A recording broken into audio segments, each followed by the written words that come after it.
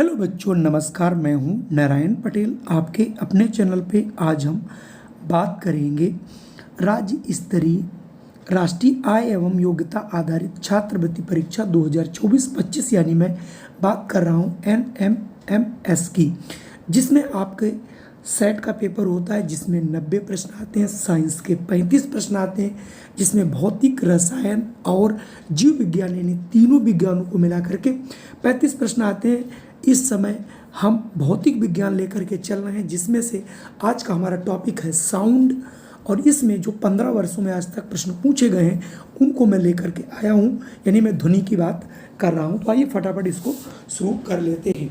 चूँकि सबसे पहला प्रश्न दिया गया है, एक सामान्य दोलक की आवृत्ति कितनी है? n बराबर 10 हर्ट्ज दिया गया है, और दोलन 4 सेकंड में कितने दोलन कर लेगा? तो यानी टाइम जो दिया गया वो आपका है 4 सेकंड, और दोलनों की संख्या पूछा जा रहा है। तो आवृत्ति की परिभाषा होती है 1 सेकंड में किए गए दोलनों की संख्या।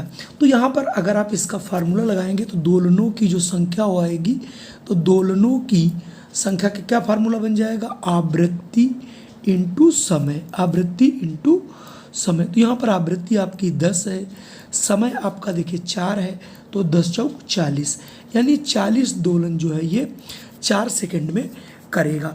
जो कि, और ये देखिए दोनों ये जो प्रश्न है आपका, ये 2013 और 2022 में पूछा जा चुका है, जिसका ऑप्शन ए बिल्कुल सही होगा। अगला है, घड़ी में मिनट वाली सुई का आवर्तकाल। आवर्तकाल का मतलब होता है एक दोलन करने में लिया गया समय, यानी मिनट वाली सुई का एक पूरा चक्कर लगाने में कितना समय लगेगा। तो आपको मालूम है, अगर मिनट वाली सुई पूरा एक चक्कर लगाती है तो ये 60 मिनट चलती है, और ये जो 60 मिनट है ये आपका 1 घंटे के बराबर होता है। इसका ये मतलब हुआ कि हमारी जो घड़ी है, इसके मिनट वाली सुई का जो आवर्तकाल है बच्चों, वो 1 घंटे होगा। और अगर मैं यहाँ पर बात करूँ कि घंटे वाली जो सुई होती है, जो घंटा वाली सुई, वो आपने देखा होगा 12 घंटे में, यानी 12 से अगर चलना शुरू करती तो 12 घंटे में एक चक्कर लगाती है। तो मिनट वाली अगर सुई का आवर्तकाल अगर 1 घंटे है, तो जो आपकी घंटे वाली सुई है उसका कितना होगा? 12 घंटे होगा बच्चों, याद रखना है 12 घंटे।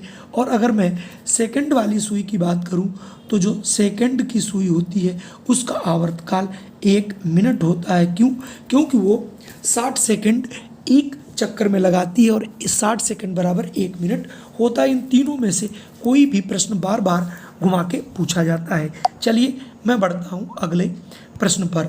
अगला प्रश्न है, ध्वनि की चाल सबसे अधिक किसमें होती है? तो ये जानने लायक बात है।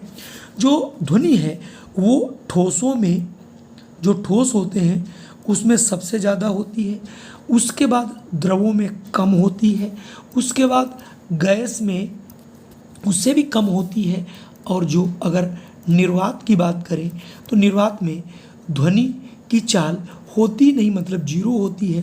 चूँकि चंद्रमा पर वायुमंडल नहीं है, माध्यम नहीं है, तो वहाँ पर निर्वात है जहाँ जहाँ भी, तो हम वहाँ पर बातचीत नहीं कर सकते। तो यहाँ पर ध्वनि की चाल सबसे अधिक कहाँ होती, कभी कभी यही पूछा जाएगा, तो आपको ये याद रखना है। निर्वात में 0, ठोसों में सबसे अधिक, द्रवों में उससे कम, और गैस में उससे कम। अगर मैं यहाँ पर देखूँ तो ध्वनि की चाल सबसे अधिकतम किस में होगी? देखिए गैस तो है ही नहीं, द्रव भी कम होगा, निर्वात में होती नहीं, ठोस तो क्योंकि ठोसों में सबसे अधिक होती है। तो यहाँ से ऑप्शन डी आप कर लीजिएगा, और आप समझ भी गए 2015 में प्रश्न पूछा गया है। अगला प्रश्न दिया गया, ध्वनि का वेग अधिकतम होता है। अभी आपने देखा था, पहला आपका ठोस, उसके बाद द्रव, उसके बाद गैस, उसके बाद गैस, और निर्वात में 0 होती है।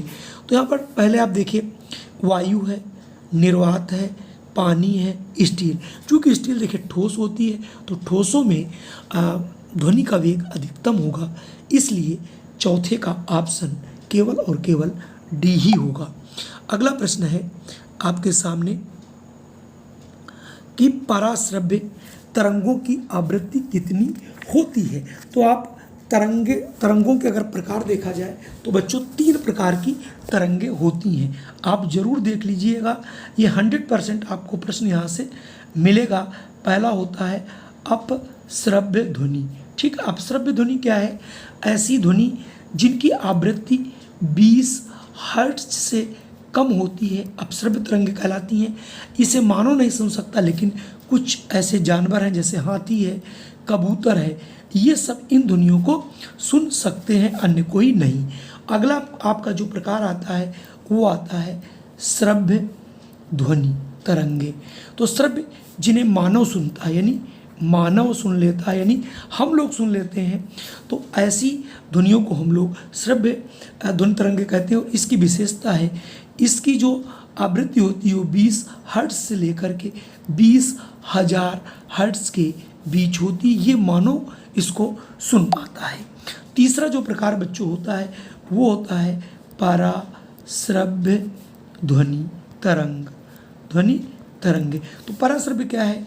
जिनकी आवृत्ति 20,000 हर्ट्ज से ज़्यादा होती है, ऐसी ध्वनियों को पराश्रव्य तरंगे कहते हैं। ऐसे मनुष्य तो नहीं सुन सकता, लेकिन कुछ जानवर आपके आस पड़ोस में है, जैसे कुत्ता है, सुन सकता है, बिल्ली, चमगादड़, डॉल्फिन मछली होती है, सुना होगा सभी ने, ये सब इन तरंगों को सुन सकते हैं। अब आपसे पूछ रहा था पराश्रव्य तरंगों की जो है आवृत्ति कितनी होती है, तो चूंकि आपने अभी देखा जो हमारा पराश्रव्य है, तो पराश्रव्य तरंगों की 20,000 से अधिक अगर हर्ट्ज से अधिक उसकी आवृत्ति होती है तो उसको हम लोग पराश्रव्य कहते हैं। और ये प्रश्न आपका देखिए कई बार पूछा जा चुका है।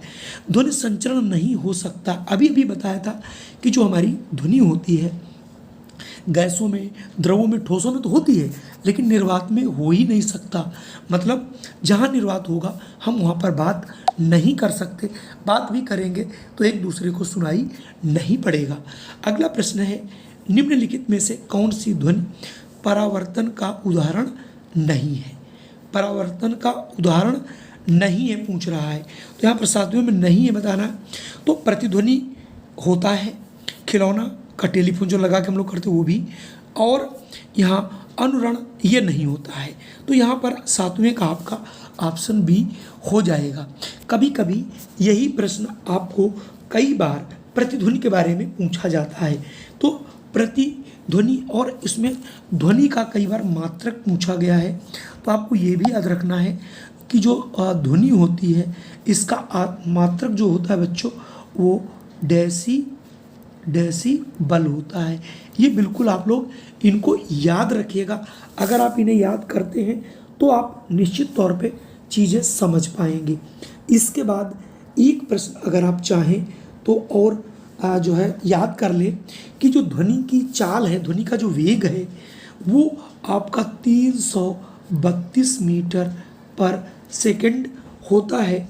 और जल में जो ध्वनि का जल में जो ध्वनि का वेग होता है वो 1450 मीटर पर सेकंड तक होता है। और लोहे में ध्वनि का वेग वायु की ध्वनि से लगभग 15 गुना होता है। इसका अगर हम 15 गुना करें तो आपका निकल पाएगा। तो कुल मिला के ये आपके कुछ प्रश्न थे जिन्हें आना बहुत ज़रूरी था। और अगर ये आपको प्रश्न आ गए तो निश्चित तौर पे इसमें कोई भी प्रश्न अगर पूछा जाएगा उसे आप कर पाएंगे। अगर वीडियो पसंद आया हो तो इसे आप लोग लाइक कर दीजिएगा, और अगर चैनल पे पहली बार हो तो इसे सब्सक्राइब अवश्य कर लीजिएगा, और अपने इष्ट मित्रों को जो है शेयर जरूर कीजिएगा जिससे सभी को लाभ मिल सके। जय हिंद, वंदे मातरम। फिर मैं मिलता हूँ आपको एक नई वीडियो के साथ।